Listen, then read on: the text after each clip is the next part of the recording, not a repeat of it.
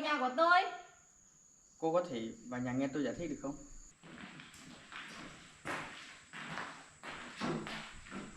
Anh là ai? Ở đâu đến đây? Sao lại ở nhà của tôi? Tôi vừa vào đây sáng nay. Căn nhà của tôi bị lũ cuốn trôi, tôi không có nơi nào để đi. Tôi không biết đây là nhà của cô. Đây là nhà cũ của tôi đã chuyển ra ngoài sống, tôi vẫn còn vườn ở đây. Sao anh lại tới đây ở? Người thân của anh đâu? Nhà của anh đâu? Tôi vừa từ thành phố trở về quê, người thân của tôi đã mất hết rồi. Cô có thể cho tôi ở lại đây một hôm được không? Anh định bao giờ chuyển đi? Tôi ở lại một đêm rồi sáng mai tôi sẽ chuyển đi. Được rồi, tối nay anh có thể ở đây. Đến giờ tôi phải đi ra phát vườn rồi. Cô có thể giúp gì cho cô không? Anh có thể giúp tôi phát vườn. Cuốn này dễ thương quá, của anh à? Vâng, cuốn này là của tôi. Nó dễ thương quá, nó tên gì thế? Nó tên là Mickey.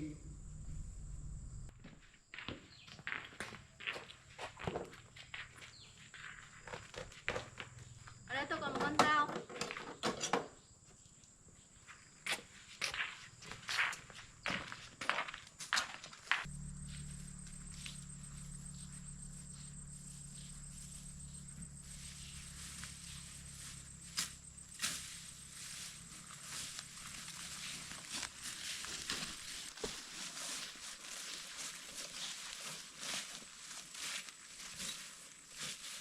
Anh cứ tỉa mấy góc thanh long này ra là được.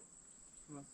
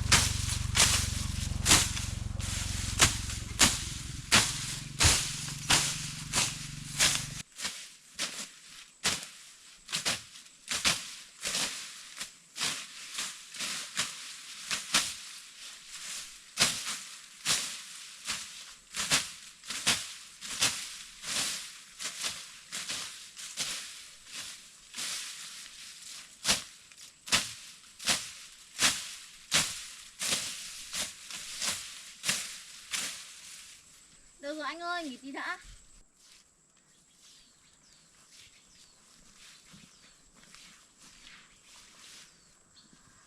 Anh ngồi đi.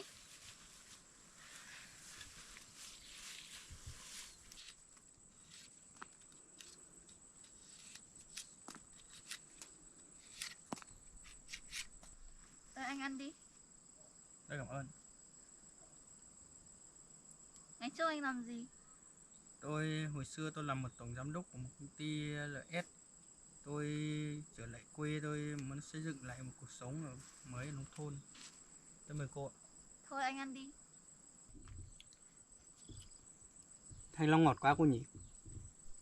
Chăm sóc tốt nên cũng ngọt.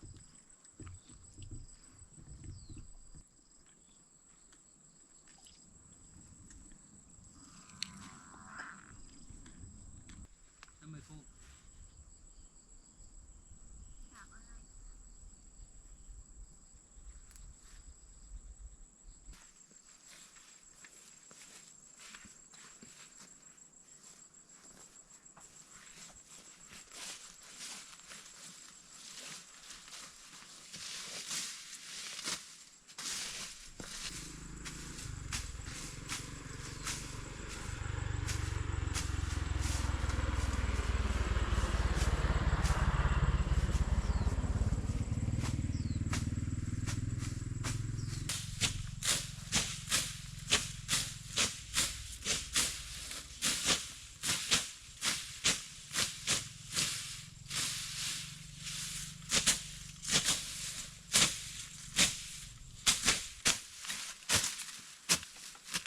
cùng đã xong rồi.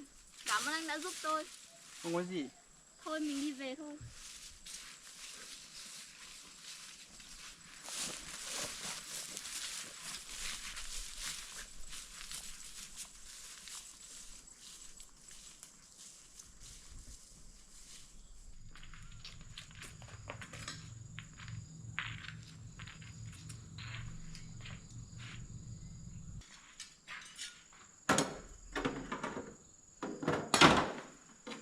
Thôi trời tối rồi, anh nghỉ ngơi nhá, tôi về đây. Vâng, tôi cảm ơn cô ạ. Tôi về đây.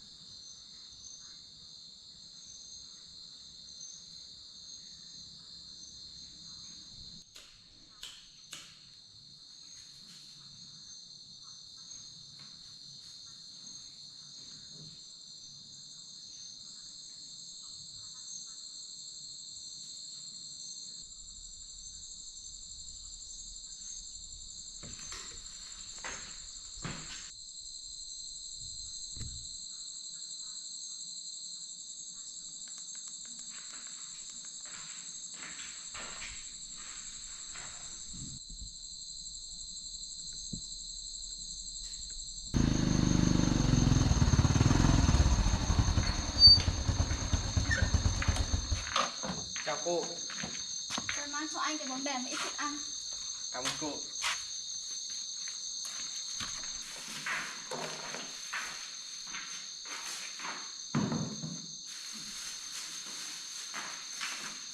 Tôi đi pha sữa cho ăn cuốn đã. Vâng.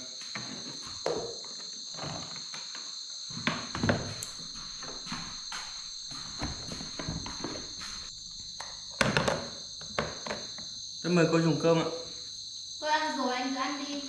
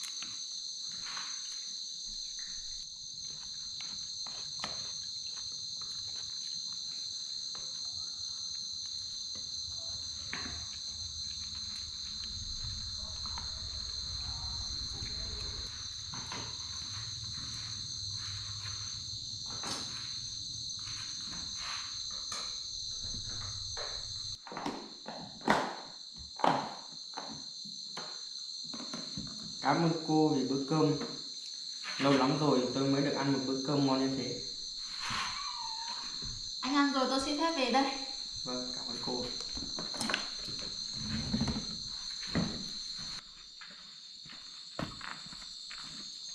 Anh ở lại nhé, tôi về đây. Vâng, cảm ơn cô.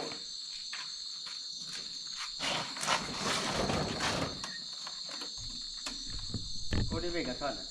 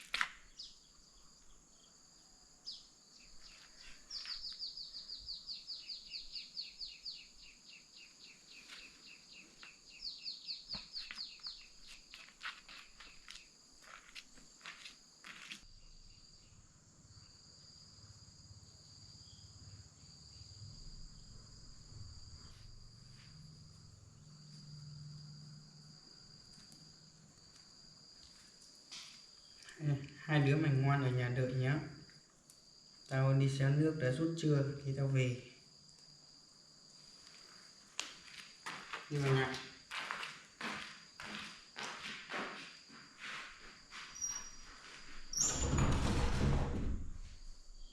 Đi vào nhà.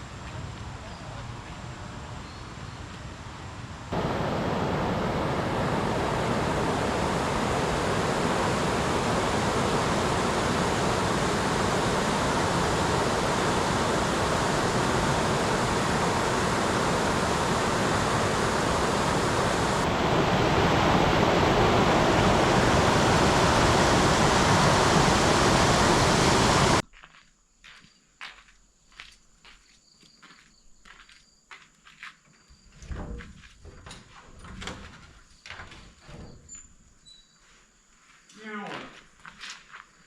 Mày ở nhà có nghịch không? Lucky đâu rồi? Đi rút rồi. Mình đi về nhà nhá.